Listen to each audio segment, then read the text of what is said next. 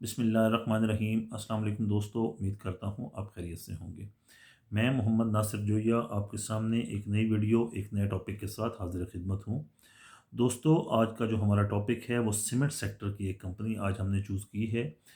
हमने अपने community section में अपने दोस्तों से पूछा भी था कि आपको कौन सा स्क्रिप्ट के बारे में आप एनालिसिस हमारा चाहते हैं। तो हमारे अक्सर दोस्तों ने वहाँ पे कमेंट सेक्शन में हमें बताया। हमने एक पोल भी किया, उसमें पोल में भी हमें बताया कि हम मैपल लीफ सीमेंट का एनालिसिस चाहते हैं। तो आज हमने मैपल लीफ सीमेंट आपके साथ डिस्कस करना है।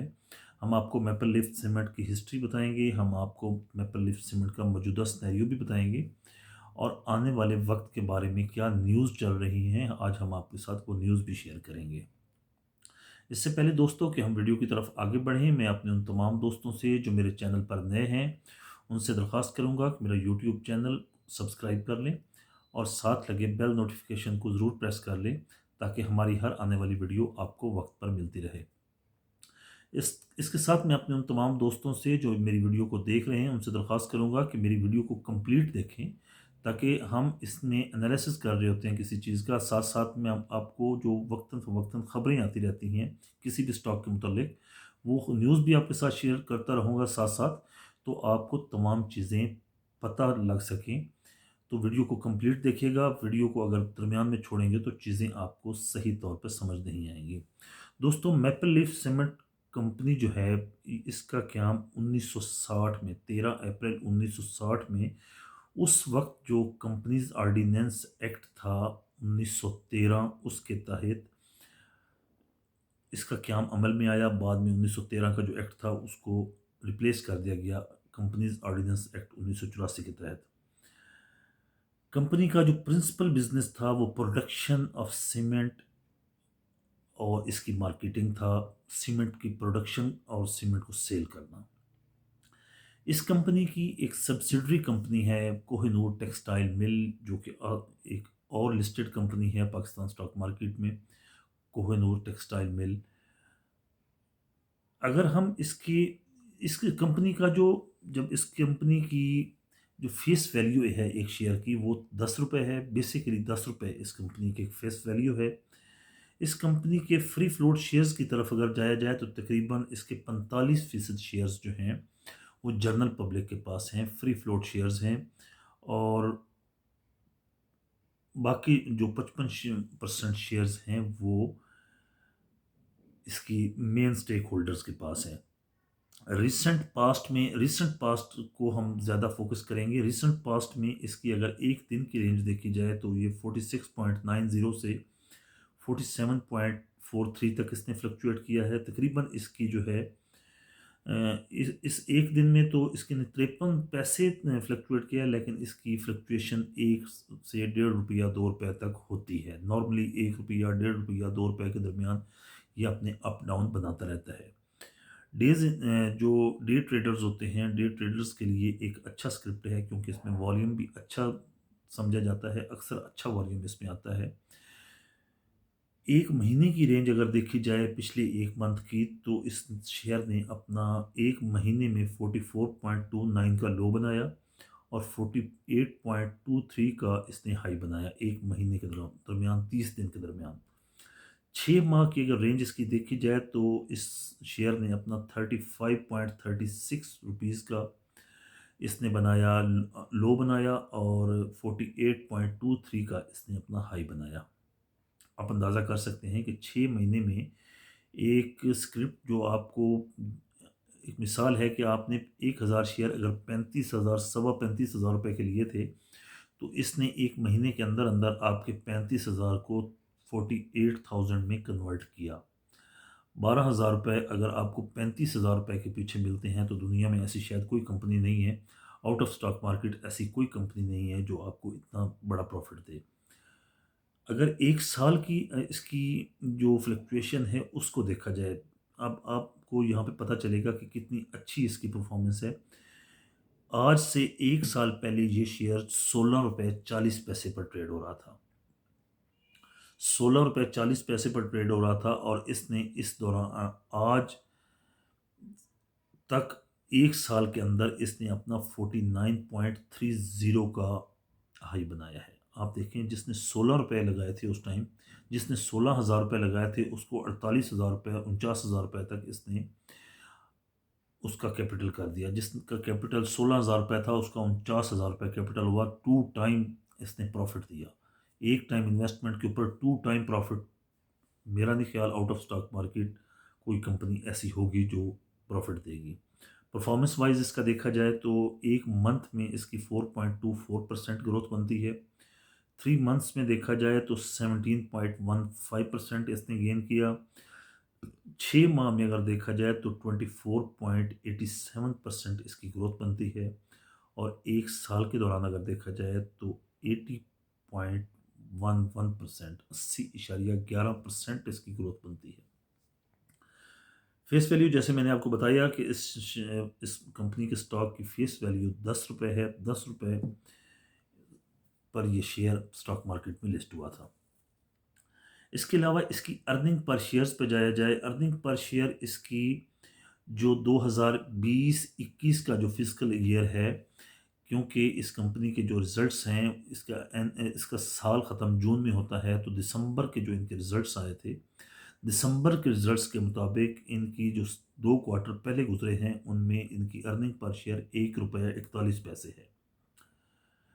अब जो दूसरा क्वार्टर जो यकम सितंबर से लेकर 31 दिसंबर तक गुजरा है, उसकी अगर अर्निंग पर शेयर आप देखें तो 97 पैसा पर शेयर इसकी अर्निंग है। अब आपको अब मैं ये 2 अर्निंग पर शेयर बताने का मकसद ये था कि हम अभी इसको कंपेयर करेंगे पिछले साल की अर्निंग पर शेयर के साथ, तो आपको पता चलेगा कि कंपनी ने कितना गेन किया है। अब पिछले साल जो इन्होंने 19-20 का जो रिज़ल्ट्स अपना एनुअल रिज़ल्ट पोस्ट किया था, उसमें इन्होंने जो अपनी अर्निंग पर शेयर दिखाई थी वो -3.24 थी। आप अंदाज़ा लगा सकते हैं कि -3.24। इसकी वजह क्या है? इसकी रीज़न्स पीछे ये है कि जब कोविड-19 आया तो उस टाइम तमाम इंडस्ट्रीज़ एक किस्म की बिल्कुल बंद हो चुकी थी, तमाम बिज़नेस एक्टिविटीज़ ख़त्म हो चुकी थी। तो उस वक्त गवर्नमेंट ऑफ पाकिस्तान ने एक तो इंटरेस्ट रेट में कमी की, उसको सिंगल डिजिट पर किया, और दूसरा एक उन्होंने कंस्ट्रक्शन पैकेज दिया। कंस्ट्रक्शन पैकेज से सीमेंट की प्रोडक्शन और सीमेंट के कंजम्पशन में इजाफा हुआ। अब इजाफा होने के साथ ही आगे फिर मौसम क्योंकि सर्दियों का आ गया, तो सर्दियों में जैसा कि मैं कहता होता हूँ, अक्सर मैं अपने सीमेंट के जब भी मैं कोई तज़िया देता हूँ तो अपने दोस्तों से कहता हूँ कि सर्दियों में क्योंकि सीमेंट के रिज़ल्ट्स थोड़े से डाउन होते हैं, तो परेशान ना हुआ करें। सीमेंट के रिज़ल्ट्स हमेशा गर्मियों में अच्छे होते हैं। तो 2020 का ओवरऑल अगर देखा जाए तो 2020 के, क्योंकि वो कोविड की वजह से काफ़ी डिस्टर्ब साल था, तो 3 रुपये 24 पैसे माइनस अर्निंग पर शेयर थी। अब 2021 के पहले क्वार्टर में इन्होंने जब पहले और दूसरे क्वार्टर का इन्होंने जो रिजल्ट्स पोस्ट किए, फिर 1 रुपया 48 पैसे इनके 2 क्वार्टर्स का पॉजिटिव आया। आप देखें, 3 रुपया 24 पैसे माइनस को भी उन्होंने ख़त्म किया, और 1 रुपया 48 पैसे पर उसकी अर्निंग पर शेयर आ गई, which is very good one. जो expected price to earning per share है, वो 15.88% बढ़ी। इसके अलावा अर्निंग, एक्सपेक्टेड अर्निंग जो ग्रोथ थी वो 191.36% बढ़ी। अब आप देखें, मैं जैसे आप लोगों के साथ डिस्कस कर रहा था कि एक शेयर जो 19 रुपए का था, 19-20 रुपए का था, वो शेयर 48-49 रुपीज़ पर आया। तो आप अंदाज़ा लगा सकते हैं कि अर्निंग ग्रोथ तकरीबन एक शेयर के पीछे 191.36% बढ़ी, और प्राइस अर्निंग की ग्रोथ में 0.08 टाइम इजाफा हुआ। कंपनी के अगर देखें, किसी भी कंपनी की तरक्की और तनज़्ज़ुली का दारोमदार उसके बैलेंस शीट पर होता है। बैलेंस शीट में कितने कर्जे हैं, बैलेंस शीट में कितनी इनकम है। इस कंपनी के अगर डेट्स का अंदाज़ा लगाया जाए तो डेट्स में इस कंपनी की बड़ी अच्छी कंडीशन है, कोई बुरी कंडीशन नहीं है। लॉन्ग टर्म जो इनके हैं डेट्स टू इक्विटी हैं। अक्सर होता यह है कि कंपनियां 1 रुपया अगर अपना लगाती हैं तो 2 रुपये लोन लेके 3 रुपये से अपना कारोबार स्टार्ट करती हैं। इस कंपनी के जो लॉन्ग टर्म डेट्स हैं वो 45.32 हैं। उनकी इक्विटी के मुताबिक 45.32% है। मकसद है कि उनकी इक्विटी से कम है उनके कर्जे। जो टोटल डेट्स टू इक्विटी हैं वो 83.08% है। आप अंदाज़ा लगा सकते हैं लॉन्ग टर्म शॉर्ट टर्म को मिलाया जाए तो फिर भी उनकी इक्विटी से कम है, जो कि शो करती है कि बड़ी प्रोफेशनल कंपनी है और कंपनी अपने पैरों पर खड़ी है, कंपनी के कुछ इतने इश्यूज नहीं हैं। Long term debts on assets जो हैं, जो एसेट्स गिरवी रख के लॉन्ग टर्म डेट्स लिए जाते हैं, वो 24.7% है। उनके एसेट्स अगर ₹1 के एसेट्स हैं तो उनमें 24 पैसे या 25 पैसे का कर्जा है।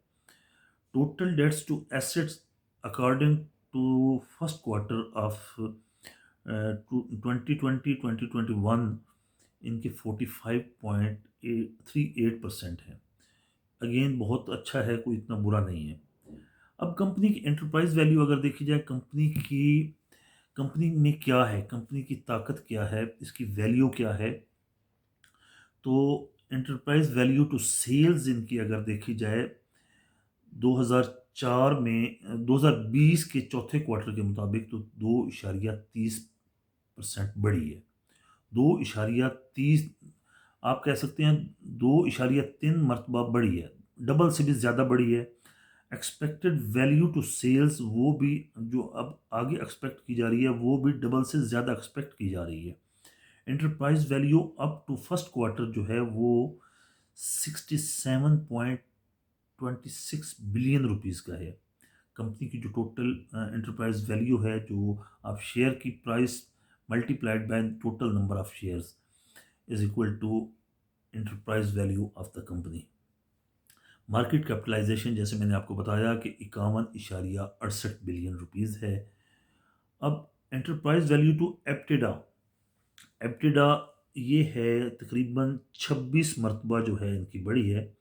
एप्टिडा क्या है, ये है जी एक्सपेक्टेड, ये जो प्रॉफिट आफ्टर टैक्स होता है वो उसको एप्टिडा कहा जाता है। तो वो 25.96% इनका प्रॉफिट बढ़ा है, 25 मरतबा बढ़ा है। अर्निंग पर शेयर जो है, एंटरप्राइज वैल्यू पर शेयर जो है वो ₹61.24 है। लेकिन आप इस टाइम देख सकते हैं एंटरप्राइज वैल्यू ऑफ शेयर पर शेयर वो होती है जो एक शेयर की वैल्यू होती है, जिस रेट पर एक शेयर को ट्रेड करना चाहिए उसको एंटरप्राइज वैल्यू कहते हैं। तो वो इसकी है ₹61.24। तो इस टाइम अगर आप स्टॉक मार्केट में इस शेयर को देखें, मैपल लीफ सीमेंट को, तो ये 47-46 के अराउंड ट्रेड कर रहा है। तो अपनी जो इसकी एंटरप्राइज वैल्यू है उससे भी कितना नीचे ट्रेड कर रहा है, आपको अंदाज़ा होना चाहिए। अब हुआ क्या है कि एक तो कंपनी में जो न्यूज़ में अक्सर आपसे कह रहा था कि कंपनी की कुछ ऐसी खबरें हैं जो आपके साथ शेयर करेंगे। पिछले साल कंपनी ने एक जो इनका एग्जिस्टिंग हीट रिकवरी प्लांट था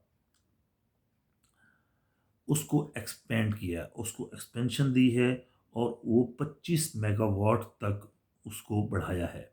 अब इनको बिजली की जो प्रोडक्शन है वो 25 मेगावाट तक इनकी अपनी हो जाएगी। 1.80 बिलियन रुपीस उस पर इन्होंने खर्चा किया है, जो कि सितंबर 2021 में कंप्लीट हो जाएगा। आप अंदाज़ा करें कि अगर इसका जो है कि सितंबर 2021 में वो इनका प्लांट तैयार हो जाता है, 25 मेगावाट बिजली ये खुद पैदा कर लेते हैं, तो इनको कितनी बिलिंग से बचना पड़ेगा, कितनी लोड शेडिंग से बचना पड़ेगा। अगर एक कंपनी को अ, अपनी इलेक्ट्रिसिटी चार्जेस में उनकी कमी आती है, उनकी बिलिंग में कमी आती है, उनके एक्सपेंसेस में कमी आती है, तो डेफिनेटली कंपनी के ऊपर जाने के चांसेस हैं। सेल्स पर शेयर्स जो इनकी थी चौथे क्वार्टर 2020 तक वो ₹26.51 थी। लेकिन जो इनकी आगे 2021 के 2 क्वार्टर में एक्सपेक्ट की गई थी वो 30.27 रुपीज़, ₹4 तकरीबन एक इसमें 2 क्वार्टर्स में इजाफा देखा गया है। इसके अलावा एक्सपेक्टेड सेल ग्रोथ जो है वो इनकी 14.16% इजाफा एक्सपेक्ट किया जा रहा है। अब आपको इसमें एक और ख़बर मैं बताऊं कि मैपल लीफ सीमेंट फैक्ट्री ने इनकी, ये क्योंकि एक ग्रुप ऑफ कंपनीज़ है, कोहिनूर टेक्सटाइल मिल्स भी इनका है, इनका इसके अलावा मैपल लीफ कैपिटल लिमिटेड भी है। और मैपल लीफ सीमेंट भी है, काफ़ी सारी कंपनीज इनके ग्रुप में शामिल हैं। तो इनका एक मैपल लीफ कैपिटल लिमिटेड है, उन्होंने 50 लाख शेयर्स, मेरी ये खबर बड़े गौर से सुनिएगा, अगर किसी ने ये खबर मिस कर दी है तो वो फिर उसकी बदकिस्मती ही समझा जाएगा। लेकिन अगर जो दोस्त मेरे साथ इस वीडियो तक अभी तक जुड़े हुए हैं तो उनको उनके लिए ये बहुत एक इंफॉर्मेटिव न्यूज़ है। इनकी एक कंपनी है, इनकी अपनी सब्सिडरी कंपनी है, maple leaf cap capital limited, maple leaf capital limited. उन्होंने इसी कंपनी के मैपल लीफ सीमेंट्स के 50 लाख शेयर्स की हैं। कैपिटल लिमिटेड कंपनीज जो होती हैं उनका क्या काम होता है, वो इन्वेस्टमेंट करती हैं, एक किस्म की वो इन्वेस्टमेंट कंपनी होती है। तो मैपल लीफ का जो कैपिटल लिमिटेड है, उन्होंने मैपल लीफ सीमेंट के अंदर खुद इन्वेस्टमेंट की है, क्योंकि एक कंपनी के बारे में सबसे ज़्यादा कौन जानता है, उसका ओनर जानता है। तो उन्होंने खुद इसमें इन्वेस्टमेंट की है और 50 लाख शेयर्स इस कंपनी के बाय किए हैं। किस रेट पर बाय किए हैं, अब आपको ये देख कर भी बड़ी हैरानगी होगी। उन्होंने 43 रुपये 33 पैसे पर बाय किए हैं। अब आप ये तो, मेरा अपना ज़ाती ख्याल है कि ये तो ख्याल छोड़ दें कि इस कंपनी का शेयर 43, 44, 45 पे आएगा, और हो सकता है 50 पर भी ना आए। एक दफ़ा ये कंपनी 50 से निकल गई तो वापस इस कंपनी का 50 पर भी आना बहुत मुश्किल हो जाएगा, क्योंकि 43 रुपये 33 पैसे पर तो इनके अपने लोग इसका शेयर ख़रीद के बैठे हैं। और कितना शेयर ख़रीद के बैठे हैं, 50 लाख शेयर ख़रीद के बैठे हैं। तो आप खुद अंदाज़ा कर सकते हैं कि उस कंपनी के शेयर्स कहाँ तक जाने वाले हैं। अब हम इसके पिछले जो 4 क्वार्टर्स हैं, पहले उनकी अर्निंग पर शेयर पे नज़र डालेंगे। इन्होंने 2020 का जो दूसरा क्वार्टर था उसमें इनकी ₹1.01 अर्निंग पर शेयर माइनस थी। तीसरे क्वार्टर में इनकी 87 पैसे माइनस थी। अब देखिए आहिस्ता-आहिस्ता ग्रो कर रही है कंपनी। जो 2021 का पहला क्वार्टर था उसमें 28 पैसे पॉज़िटिव हो गई और दूसरे क्वार्टर में 73 पैसे पॉज़िटिव हो गई, which is very good sign for this company. अब इसकी अगर आप 2017 में अर्निंग पर शेयर देखें तो ₹8.81 थी। 18 में देखें तो ₹7.92 थी। आहिस्ता-आहिस्ता पहले इसमें डाउनफॉल आया और अब आहिस्ता-आहिस्ता इसमें अप आ रहा है। तो हमेशा वो लोग कामयाब होते हैं जो डाउनफॉल जब आ जाए कंपनी पे तो इन्वेस्ट करें और जब अप हो चुकी हो तो सेल करें। तो इसलिए मैं खुद ज़ाती तौर पे ये समझता हूँ कि this is the best time to invest in this company. ये बहुत अच्छा टाइम है इस कंपनी में इन्वेस्ट करने का। ऐसा टाइम हो सकता है इस कंपनी में दोबारा ना आए। 2020 में इनकी अर्निंग पर शेयर ₹5.30 पर शेयर्स थी, नेगेटिव थी। तो अब पहले 2 क्वार्टर्स में आपने देख लिया, 97 पैसा पर शेयर आई और दूसरे में ₹1.48 आई, तो फिर ये ऊपर की तरफ जा रही है। बाकी पेआउट्स के मामले में ये कंपनी कोई इतनी बुरी नहीं है। हाफ ईयरली, ईयरली ये बोनस, ये अपने डिविडेंड्स देती रहती है, अपने इन्वेस्टर्स को मायूस नहीं करती। जो अच्छी कंपनी होती हैं जब वो प्रॉफिट अर्न करती हैं तो वो अपने इन्वेस्टर्स को, अपने शेयर होल्डर्स को उस डिविडेंड का हिस्सा ज़रूर देती हैं। दोस्तों मेरे ख़्याल में, अगर मेरी ज़ाती राय अगर कोई दोस्त जानना चाहे तो मेरी ज़ाती राय के मुताबिक तो मैं इस शेयर को, मैपल लीफ सीमेंट को, आप तमाम दोस्तों के लिए रिकमेंड करूँगा। थोड़ी-थोड़ी इन्वेस्टमेंट ज़रूर करें, कंटिन्यूअस इन्वेस्टमेंट करें, थोड़ी-थोड़ी ज़रूर करें, इस कंपनी में भी ज़रूर इन्वेस्टमेंट करें। ये एक अच्छी कंपनी है और आपको आने वाले वक़्त में एक अच्छा हैंडसम प्रॉफ़िट दे सकती है।